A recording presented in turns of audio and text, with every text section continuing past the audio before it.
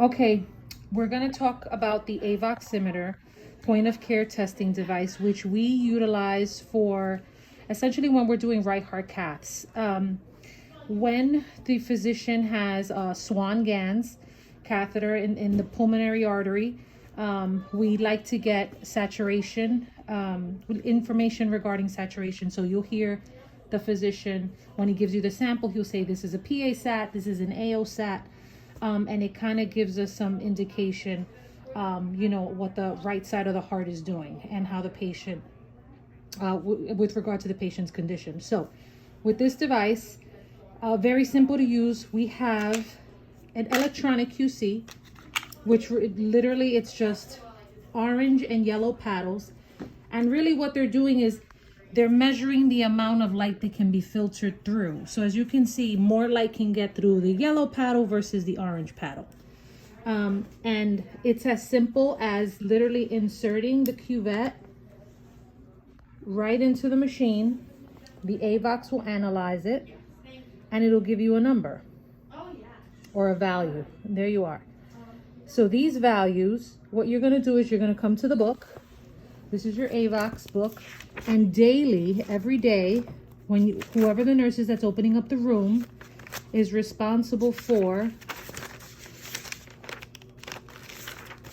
entering the information. Oh, I skipped October. So as you can see, here it is. This is for October of 2022. This is for serial number 7085, which corresponds to 7085. Every room has its own device and its own paddles, so please don't mix them up.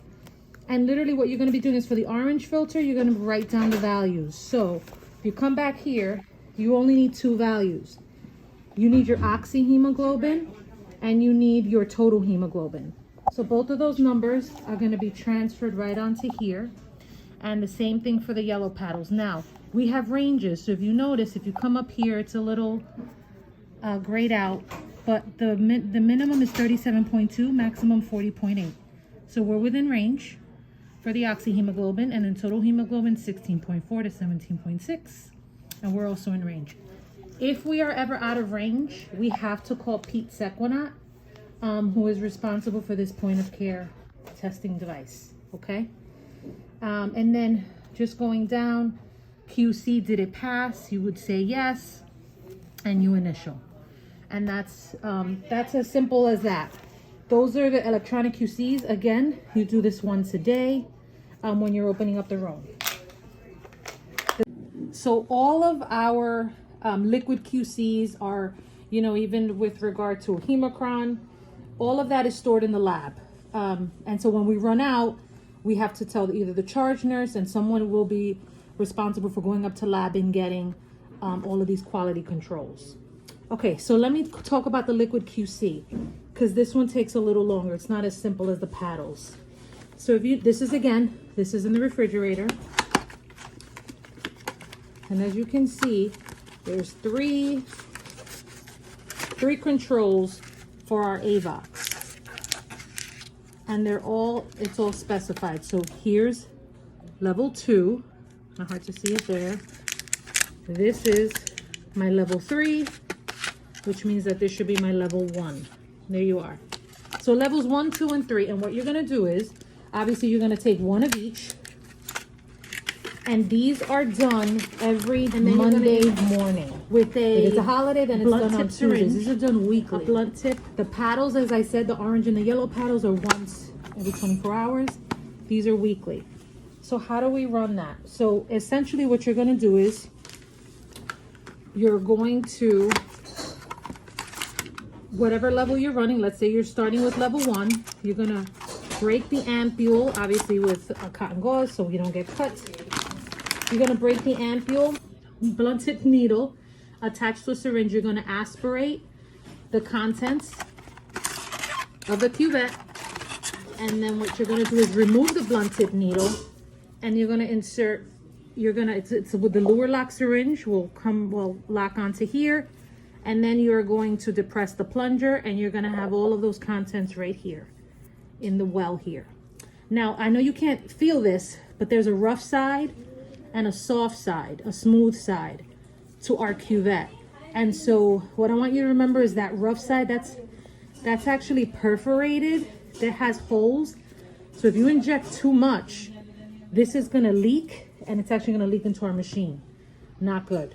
So so make sure that you depress the plunger slowly and that the contents are evenly spread out, and that rough side that I'm talking about always goes into the left. Will always be inserted into the left, right here. Okay, so back to my liquid QC. As I said, there's 3 levels, and this is all, there's a book in the cath lab. This is kind of what I'm referring to, referencing right now. We have 3 levels. There's level 1, a level 2, and a level 3. And again, they all have minimum and maximum ranges. And so what we do, I'll show you an example. So what we do, I'll show you one that's not filled out actually.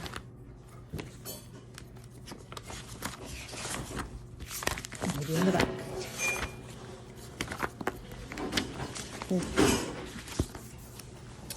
Perfect. So again, I said every Monday, you're going to write the date.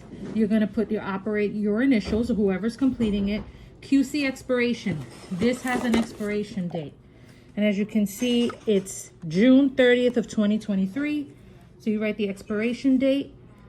Path length actually corresponds to our cuvettes. And I'm going to go over the path length in a minute, but just note the path length can be found on the bag. And you would write 113 on here. Okay. So now again, remember I showed you there were 3 levels to the liquid controls. And what you're going to do is, for every level, there's going to be a minimum and a maximum. And again, we want oxyhemoglobin and total hemoglobin. And your values, where do you get your values? Your minimum and your maximum ranges are right here. This is what I wanted to show you. So in the box, in the actual box of the Avoximeter, has an insert, every single one. And that insert comes in handy. And actually what I've told the nurses is please leave the insert in the box so that we can refer to it. But all of our values, all of the lot numbers, everything is on this piece of paper. So please don't throw this out. I'm gonna come back here to show you. Okay, so back to this sheet. QC lot number.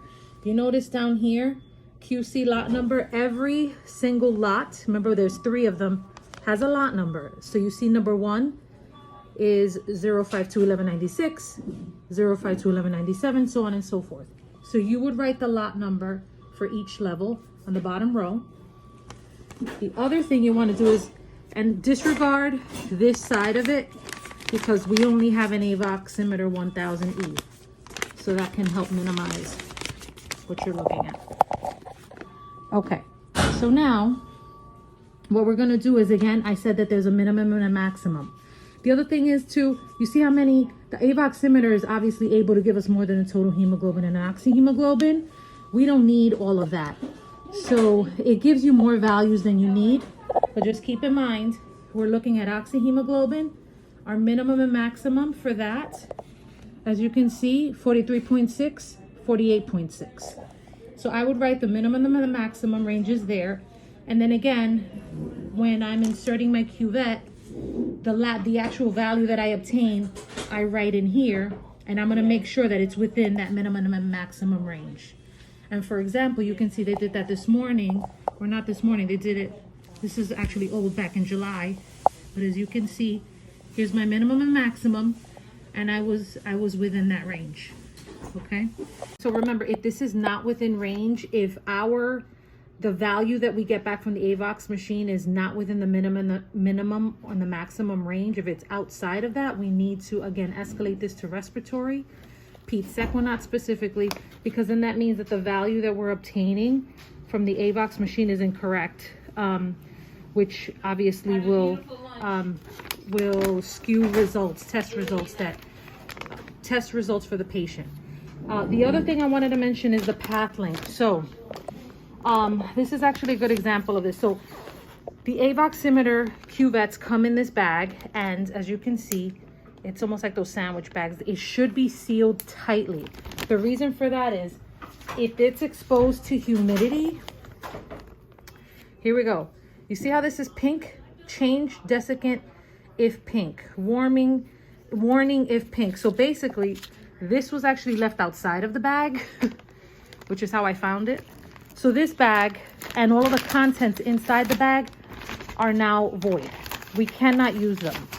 And so please, please, please, if you, when you're grabbing one of the cuvettes from the bag, please make sure to seal it properly so that the humidity doesn't get into it and then we don't have to throw this whole bag out. That has happened. We've had to throw out the entire bag.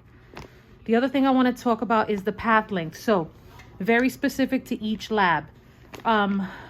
Every time that we change out this bag, the path length may or may not be the same. So keep in mind, whenever you get a brand new bag, you want to come to the machine. You want to press menu data. You want to press calibration, so it's already there. You hit enter. And cuvette path length is 3. Enter. And as you can see, it's 113 microns. It's 113 microns. Now, when I get a new bag, if it's not 113, let's say it's 115. All I have to do is arrow back, put the correct number, hit enter. It's going to ask you to confirm. You say yes or no. I'm actually going to say no, but it's as easy as that. And then I'm just going to change that back to 113, enter, and that's it. And then I go back to main menu. Okay. So once the physician obtains a sample, as I said, he can, usually it's AO and a PA sat, depending on where the Swan catheter is. He's gonna give you basically a sample of blood. You're gonna grab the syringe. You're gonna bring the syringe over, make sure there's no air in it, and then you're gonna luer lock it on to the cuvette. And as I said, you're gonna depress slowly. Obviously there's nothing in here, but when you depress, you're gonna see a nice even spread of the blood, the contents. And then once that's nice and with no bubbles, evenly spread, remember, you're gonna look for the rough side. There's my rough side. And then you're gonna come to the machine and you're gonna insert it. And it's as simple as that with the syringe attached. It's gonna then give you some values. Obviously there's nothing here because there's no blood. But whatever value that you obtain, you're gonna come back to this book. And this is where today's date, a patient sticker, the time, and then the sample site. Like I said, they usually do a lot of AO and PA sats. And then you would write AO or PA, the saturation value that you got from the machine, and then the hemoglobin. Both of those should be values that you'd obtain on the AVOX, and then your initials. And that's it as far as documenting.